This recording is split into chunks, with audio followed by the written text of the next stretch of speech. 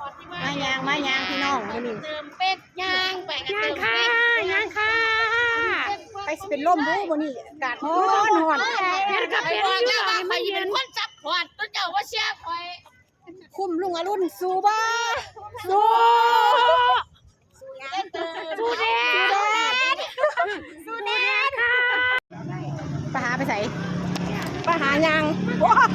ไปหาไปย่างนั่งถ่ายอยู่คน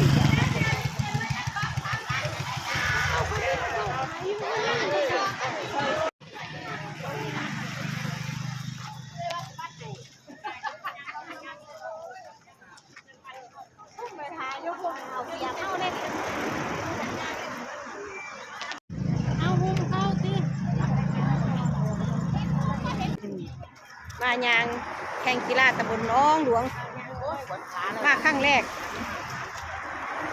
ถ้าแป้งจักสัน3 สันถ้าแป้งมา3 สันกันฮ้อน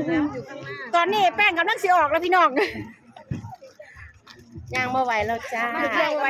ก้นจอยยางบ่ไหวแล้วจ้าถ้ากันแดดถ้ากันเอียงเกาะกันฮ้อนมากกับบ่อยู่แล้ว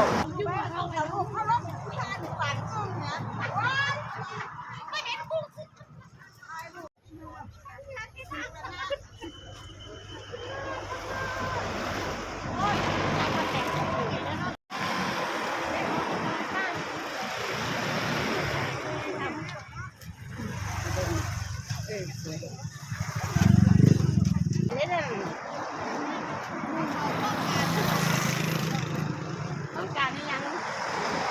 ต้องการแล้วป่ะต้องการนี่ยัง